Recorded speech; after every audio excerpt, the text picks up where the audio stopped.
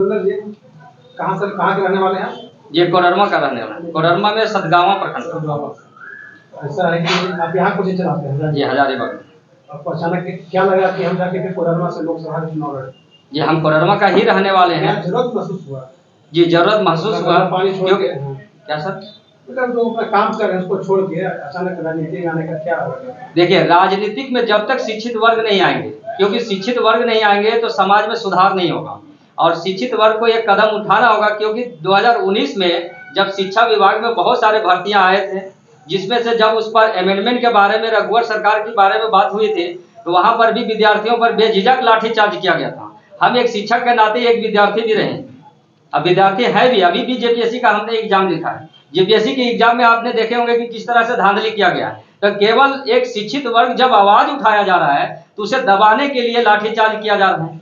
और एक शिक्षित वर्ग को अगर दबा दिया जाता है तो समाज में एक अनपढ़ लोगों की राजनीति किया जा रहा है, जिससे समाज में बदलाव ही नहीं आएगा। तभी शिक्षित वर्ग ने एक निर्णय लिए हैं कि ये शिक्षा ही जब समाज में नहीं रहे, सामाजिक व्यक्ति जब जो है और समाज में नहीं उतरेंगे, राज्य के लिए अपना योगदान नहीं देंगे, राष्ट्र के लिए योगदान नहीं देंगे, तो केवल एक मुद्दा जो है चेंजिंग मुद्दा करते हुए उसने घोषणा में लिखे हैं कि हम 5 किलो अनाज देंगे।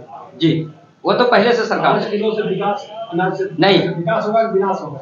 विनाश होगा जी। 5 किलो हम तो सरकार से डायरेक्ट आग्रह कर रहे हैं कि आप 5 किलो अनाज नहीं दीजिए। मान लीजिए आप सांसद बन गए जी, ठीक है, तो क्या प्राथमिकता क्या होगा? वही अनाज देना? 5 नहीं, मेरा संसाधन नहीं है 5 केजी अनाज के बारे में नहीं। सरकार 5 केजी अनाज दे रहे हैं, उसकी टाइम आप फिक्स कीजिए। नहीं,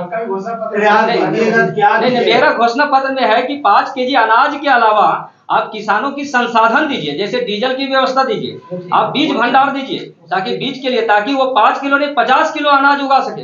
अब देखिए सब चीज ठीक है, माने आपका टोटल बात सही है, लेकिन जैसे जब आप लोकसभा चुनाव लड़ने के लिए तैयार हुए हैं तो कोडरमा लोकसभा से लड़ेंगे आप। कोडरमा लोकसभा के कौन से स्थानीय मुद्दे समस्याएं हैं जिनको की मुद्दा बना करके आप आवाम के पास जाएंगे कि आप हमको इसलिए मतदान करें?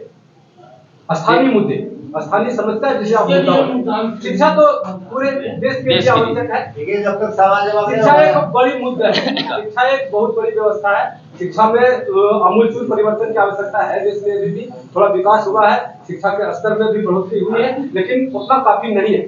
लेकिन आप स्थानीय बात कर रहे हैं तो जो कोडरमा लोकसभा क्षेत्र है वहाँ का स्थानीय कौन कौन सी समस्याएं हैं जिन्हें आप मुद्दा बनाकर जनता के बीच में जाएंगे और मत बोलेंगे कि आपको वोट दीजिए?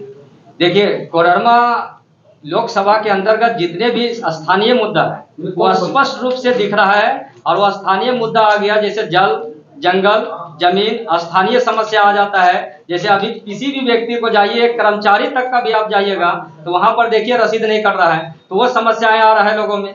जल, जंगल, जमीन के मुद्दा आता है। और भी स्थानीय समस्या, जब कोई भी एमपी या एमएलए बनता है जब, तो वहां पर क्या है कि जब जनता दरबार लगाएंगे हम प्रखंड स्तर पर, तो वहां के स्थानीय मुद्दा उजागर होगी। लेकिन आप बताइए कि जो सत्ता में रहे कितने बार जनता दरबार लगाए? जनता दरबार में ही वहां के स्थानीय मुद्दा आ रही है, जो एक बहुत सारे कंप्लेन आते हैं। और जब तक हम वहाँ स्थानीय क्षेत्र की मुद्दा को नहीं समझेंगे तब तक बदलाव नहीं आ पाएगा। तो जानना चाहते हैं कि स्थानीय कौन सा समस्या है? स्थानीय मुद्दा हो गया, जल का हो गया, जंगल का हो गया, जमीन का हो गया, बहुत सारी समस्याएं आ गया। अब आपका समस्या आ जाते हैं जैसे स्थानीय स्तर पर शिक्षा की सुधार हो जाना, बेरोजगारी की सुधार हो जाना, वृद्धा विधवा की सुधार हो जाना। आज लेबर कार्ड जो बनाए गए, आधा से ज्यादा जेसीबी गाड़ी से काम करता है और जाकर के लेबर कार्ड को पैसा दे दे रहा है। जिसका लेबर कार्ड बना हुआ है उसे आधा पैसा दे दिया जा रहा है, आधा जेसीबी से। सारा टेंडर तो यही काम कर रहा है, नीचे से ऊपर तक का। तो जब तक हम उस समस्या पर उतरेंगे, वहां पर खड़े नहीं उतरेंगे, तो वहां के लोगों में सुधार नहीं होगा। कोडरमा लोकसभा का सबसे बड़ा मुद्दा है प्रवासी मजदूर का मौत। जी, यहाँ के लोग बाहर यात्रा कमाने बराबर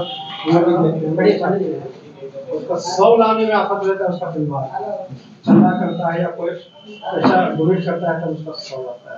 तो सबसे बड़ा मुद्दा ये है। सबसे पहला मेरा मुद्दा होगी कि अगर हम आते हैं एमपी में तो मेरा होगा कि प्रवासी मजदूरों को रोकना का मेरा पहला काम होगा।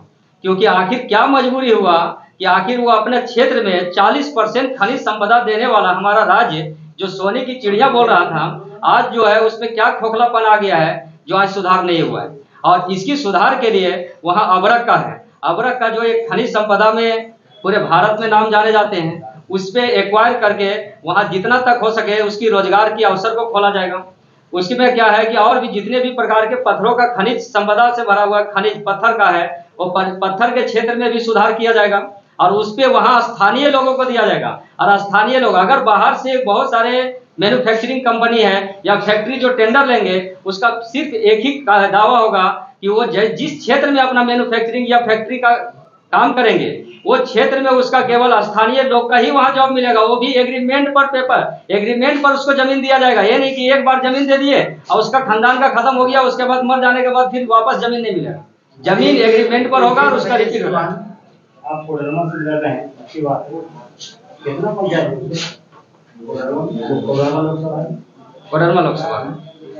कोडरमा लोकसभा में टोटल पंचायत सतगावा में 14 पंचायत हो गई। लोकसभा का बात कर रहे हैं कोडरमा। अच्छा, टोटल कोडरमा का टोटल 435 समथिंग देखना होगा, 400 से लगभग 400 से ऊपर। लेकिन मेरा मानना है कोडरमा का जो स्थानीय समस्या है, वो सबसे बड़ी समस्या वहाँ पर विस्थापितों का है। इसके बाद वहाँ पर अधिग्रहण का मामला है, माइनिंग और पलायन सबसे बड़ी समस्या है। पलायन को रोकने के लिए एक ही उपाय है कि लोगों को रोजगार दिया। तो रोजगार को विकसित करने के लिए आप क्या करेंगे? शिक्षा तो आपका क्षेत्र है, शिक्षा के बारे में आपने बहुत कुछ बताया, लेकिन ये जो बेरोजगार लोग जो स्थानीय होने के बावजूद आप देखते होंगे कि कोरोना काल जब आया तो यहाँ का मूल निवासी को प्रवासी का दर्जा दिया गया। देखिए, जब रोजगार किस प्रकार से मुहैया आप कराएंगे, और जो पलायन हो चुके हैं, जो प्रवासी आज कहला रहे हैं, उनको उनका हक स्थानीय कहलाने का अधिकार कम मिले, और उसके लिए आप क्या प्रयास करेंगे?